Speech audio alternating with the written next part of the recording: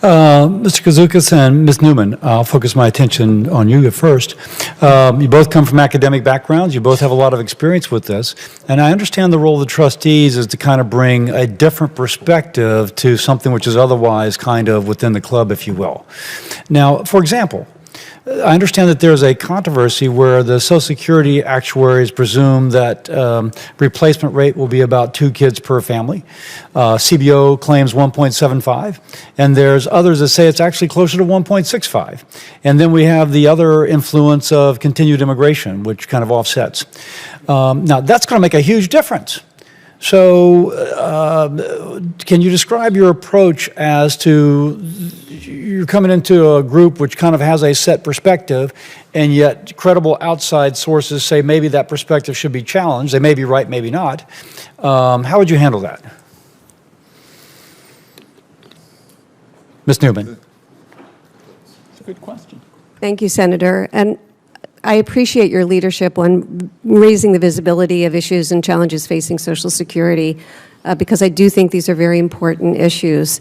The work of the public trustees is very technical, and reviewing assumptions is extremely important because any change in assumptions can have major ripple effects down the road.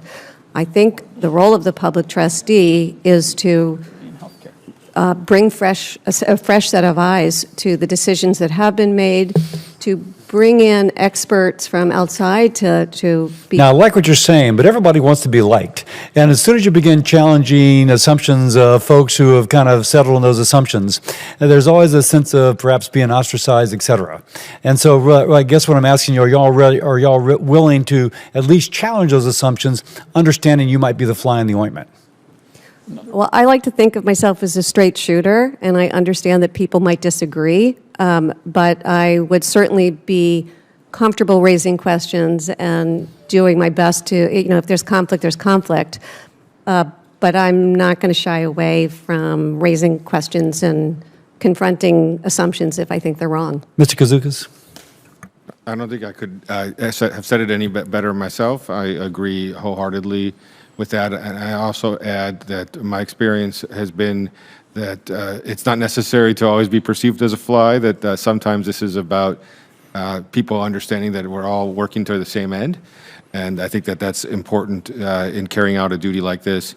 And so I would say that my role here, if confirmed, would be to understand the perspective of the professionals who work on these issues and what their viewpoint is, to ask good questions like Dr. Newman said, and then ultimately, in the end, that suggests that perhaps what's most important is some level of transparency about what assumptions are being made, how something like replacement ratio is being described and calculated in the report. Hello, friends. This is a major Social Security update. The SSA is expected to release some huge news very soon. Top lawmakers in the Senate have introduced a new bill that will modernize SSDI benefits. This could lead to another monthly benefit boost for select households. My dear friends, please make sure that you watch until the end of this video to learn more about this. Also, friends, every Friday I will be announcing several winners for the Walmart gift card giveaway. If you would like to enter these weekly giveaway, friends, please click and like several of my videos, and then comment below the keyword of each video that you watch. According to Yahoo News, it's already very likely that Social Security recipients can expect a significantly lower cost of living increase than the 8.7% adjustment they received in 2023. The Social Security Administration's annual cost of living adjustments are designed to help Social Security and supplemental security income recipients retain their buying power amid rising inflation. These annual increases are determined using the CPIW, which itself is a measure of the change in prices for common consumer goods and services. The Labor Bureau actually releases a revised CPIW each month, reflecting the change in prices concerning a number of consumer goods and services, including food, utilities, and shelter. But only data from July, August, and September are considered when calculating the annual COLA adjustment for the following year. September's price index, containing the final set of data used to calculate the COLA, is scheduled to be published on Thursday, October 12th.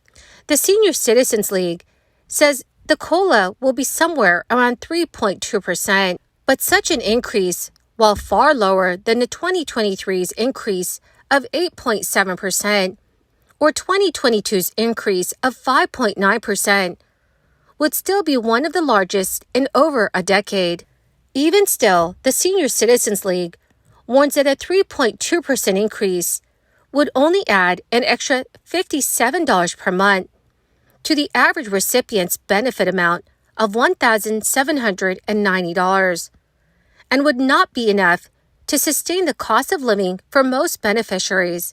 The Senior Citizens League has said because retiree costs are rising at a far more rapid pace than the COLA increase. This study found that a Social Security benefit of $1,969 per month in 2023 would have been required just to maintain the same level of buying power as it did in the year 2000. The league also noted that Medicare Part B premiums, which are automatically deducted from Social Security checks, have yet to be announced. The group expects the premiums to increase by about $15 from $164.90 to $179, based partially on a report from the Centers for Medicare and Medicaid Services. The SSA is expected to announce its official cost of living adjustment for 2024 on Thursday. The increased benefits are payable starting January 2024 for all Social Security recipients.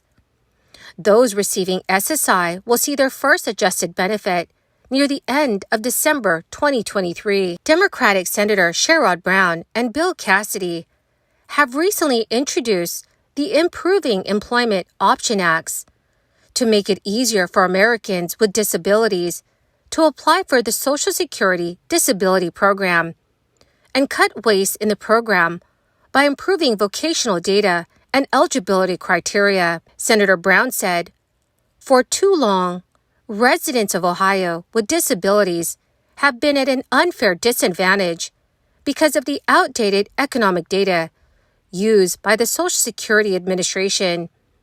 This bill will require SSA to use today's data to run today's programs and ensure that disabled Americans are not unfairly punished. To qualify for the Social Security Disability Program, an individual must have no job opportunities available because of their condition." Last week, Senator Brown and Senator Cassidy, the first bipartisan, bicameral push in decades to reform the SSI program, which has not been updated in nearly 40 years and currently punishes older and disabled Americans for saving for emergencies and their future.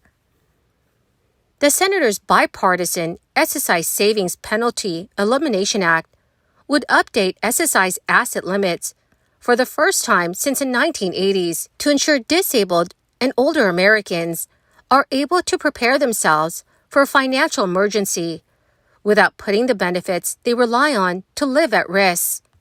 Senator Sherrod Brown is again seeking to get his Social Security Fairness Act approved to end restrictions on public employees who pay into the federal Social Security program to get those benefits. Well, my amazing and most beautiful friends, that is the end of my daily stimulus update video for today. My dear friends, I want to say thank you so much for being part of this community. To say thank you and to show my appreciation, every Friday I will be announcing several winners for the Walmart gift card giveaway. If you would like to enter these weekly giveaway friends, please click and like several of my videos and then comment below the keyword of each video that you watch. The more videos that you comment on, friends, the greater your chances of winning these giveaways. Thank you, friends, and have a wonderful and very blessed week.